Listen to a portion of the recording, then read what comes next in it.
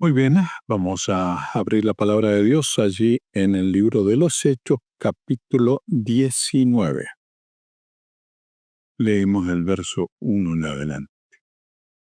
Aconteció que entre tanto que Apolos estaba en Corinto, Pablo, después de recorrer las regiones superiores, vino a Éfeso y hallando a ciertos discípulos les dijo: ¿Recibisteis el Espíritu Santo cuando creísteis? Ellos le dijeron: ni siquiera hemos oído si hay Espíritu Santo. Entonces dijo: ¿en qué pues fuiste bautizados? Ellos dijeron: en el bautismo de Juan. Dijo Pablo: Juan bautizó con bautismo de arrepentimiento, diciendo al pueblo que creyesen que aquel que vendría después de él, esto es, Jesús el Cristo. Cuando oyeron esto, fueron bautizados en el nombre del Señor Jesús. Y habiéndoles impuesto Pablo las manos, vino sobre ellos el Espíritu Santo, y hablaban en otras lenguas y profetizaban. Eran en todo unos 12 hombres, y entrando Pablo en la sinagoga, habló con denuedo por espacio de 3 meses, discutiendo y persuadiendo acerca del reino de Dios. Pero enfureciéndose algunos, no creyendo, maldiciendo el camino, delante de la multitud se apartó Pablo de ellos y separó a los discípulos, discutiendo cada día en la escuela de uno llamado Tirano. Y continuó por espacio de 2 años, de manera que todos los habitantes en Asia, judíos y griegos, oyeron la palabra del Señor Jesús. Y hacía Dios milagros extraordinarios por medio de Pablo. Bueno, estamos viendo el esquema del ministerio del apóstol Pablo. En Éfeso fue similar a lo que aplicó en Corinto. Comenzó en la sinagoga, pero luego el evangelio fue rechazado y allí se trasladó a un ámbito no religioso. Mirando hacia atrás podemos aprender lecciones importantes a partir de la actividad de Pablo en Corinto y en Éfeso, sobre el dónde y cómo y el cuándo de la evangelización urbana. En primer lugar, observamos lugares no religiosos elegidos por Pablo. En Corinto, la casa de Ticio, Justo, y en Éfeso, la sala de conferencias de Tirano. Todavía hoy es así. La gente religiosa necesita ser evangelizada en los edificios religiosos. Considerando aquí el equivalente el templo a la sinagoga.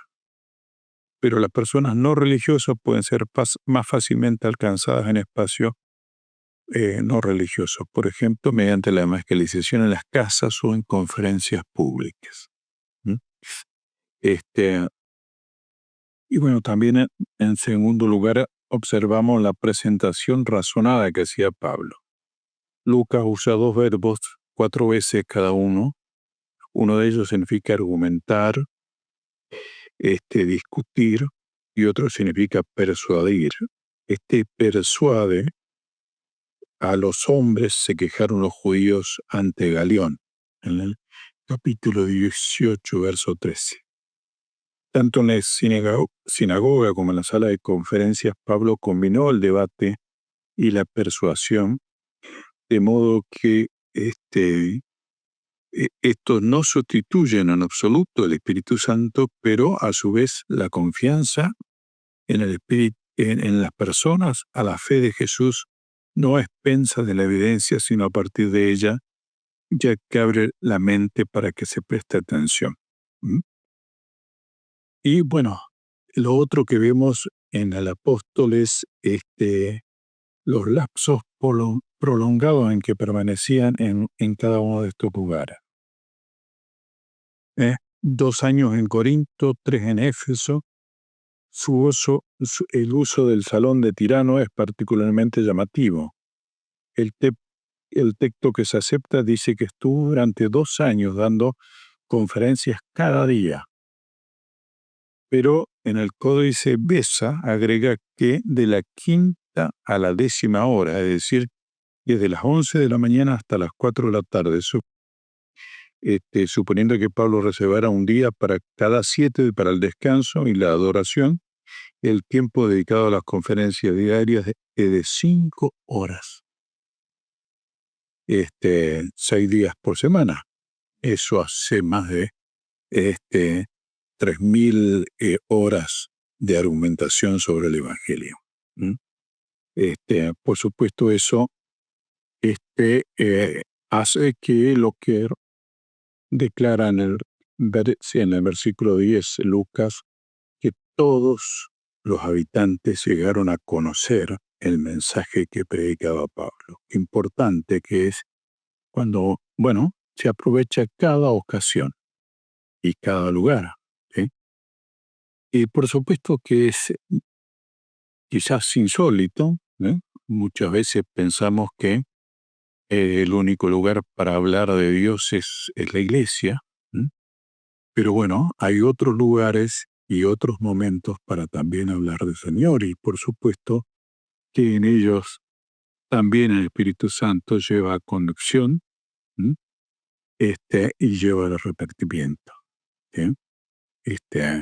Yo recuerdo en estos momentos, pensando en esto, cuántas veces hemos estado en bares, ¿sí? En esos lugares donde, no había ninguna iglesia, pero allí estaba ese lugar donde la gente se juntaba, es cierto, para otra cosa, pero nos permitieron en varias ocasiones, en distintos lugares, juntarnos allí. Por supuesto, seguía siendo el lugar que la gente, seguía siendo bar. Y en ese ambiente podíamos hablar del Señor, predicar, y en todos ellos hemos visto cómo personas aceptan al Señor.